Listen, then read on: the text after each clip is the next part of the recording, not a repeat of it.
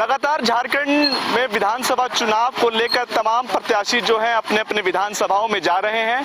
और लोगों के से मिलने की कोशिश कर रहे हैं, अपने मुद्दे गिनाने की लगातार कोशिश जो है उनकी जारी है। और ऐसे में हमारे साथ हटिया विधानसभा से भरत काशी जो निर्दलीय उम्मीदवार है, बिगुल तो बच चुका है, इस बार चुनाव के मुद्दे आपके क्या हैं? चुनाव के मुद्दे हैं कि 70 साल से के बाद भी आज भी रोड नली गली का बात तो होता है। इसी पर है कि लोग जितना भी जनप्रतिनिधि हैं या जो भी विधायक आज तक बने हैं तो सिर्फ उसी पर प्रोटेक्ट करता है, उसी का राजनीति करता है। लेकिन इससे भी बाहर हट के सोचने की ज़रूरत है, क्योंकि जितना भी जनता पूरा उम्मीद और भरोसे के साथ विश्वास तो देती है, अपना वोट को तो देने का काम करती है, लेकिन उसके साथ कहीं न कहीं छल होने का काम करता है और कितनों भी चाह ले लेकिन उसका काम नहीं हो पाता है। तो निश्चित रूप से भी मेरा इस मुद्दा है कि अगर आने वाला दिन के लिए भी अगर विधायक हम लोग बनते हैं तो मेरा पहला प्राथमिकता रहेगा कि हटिया विधानसभा की पूरे जनता को एक रोजगार के रूप में भी हम लोग डालने का काम करें। और रोजगार आज के डेट में सबसे बड़ा, अगर बेरोजगारी की बात करें तो सबसे बड़ा मुद्दा है, क्योंकि लोग हैं कि मजबूर होकर हटिया विधानसभा की पूरी जनता काम काज करने के लिए बाहर चले जा रहे हैं। तो जो पलायन का जो मामला है उस पलायन को हम लोग रोकने का भी काम करें। आज इतनी बड़ी आपका संस्था HEC ये सोचे कि भारत देश का इस बहुत बड़ा औद्योगिक देखा जाए तो बहुत बड़ा संस्थान है जो झारखंड प्रदेश का एक बहुत बड़ा नाक है। इस सोचे कि हजारों कम कर्मचारी काम कर रहे हैं, लेकिन आज भी जो वेतन का बात है तो 1.5 से 2 साल होने के बाद भी उसको वेतन नहीं मिल पा रहा है। अब मजबूर होकर ये आपका आत्महत्या नहीं तो फिर फांसी लगा पा रहा है। भरत काशी रोजगार की बात कर रहे हैं, बेरोजगारी की बात कर रहे हैं, आप नाले की बात कर रहे हैं, लेकिन झारखंड में इस समय जो चुनाव के मुद्दे अलग ही हैं। वो आदिवासी की बात कर रहे हैं, वो घुसपैठ की बात कर रहे हैं, तमाम अलग मुद्दे। आपको लगता है इन मुद्दों, ये जो मुद्दे हैं इन पे आपका मुद्दा भारी पड़ेगा, आपकी बातें जो भारी पड़ेगी? इस वास्ते हम लोग का मुद्दा भारी पड़ेगा क्योंकि 2018 से लेके आज 2024 तक आज तक मान लिया किसी को भी अगर भरत काशी मदद किया है तो किसी समाज और किसी व्यक्ति को भी आज तक मदद किया है तो उस व्यक्ति का जाति और समाज लेके मदद नहीं किया है। आज अगर मान लिया मुहर्रम का भी बात होता है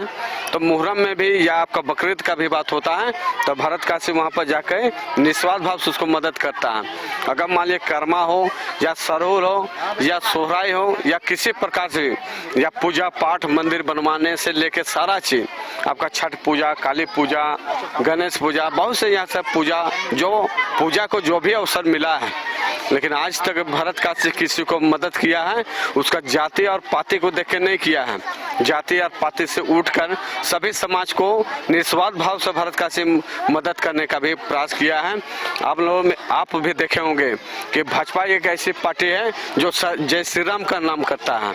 एक व्यक्ति है कांग्रेस पार्टी का है जो आपका मुस्लिम, आदिवासी, क्रिश्चियन का बात करता है, लेकिन भरत काशी किसी जाति और समाज के नेता नहीं है। भरत काशी के सभी समाज को लेकर चलने का हिम्मती रखता है। और आने वाला दिन के लिए भी कि भरत काशी विधायक रहे या न रहे, लेकिन निश्चित रूप से चुनाव का हार का जो भी फैसला हो, चाहे भरत काशी हारे या जीते,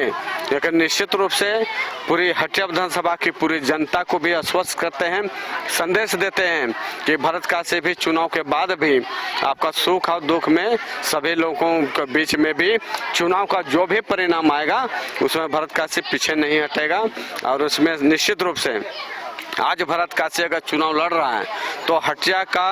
पूरा जनता के भरोसा पर चुनाव लड़ रहा है।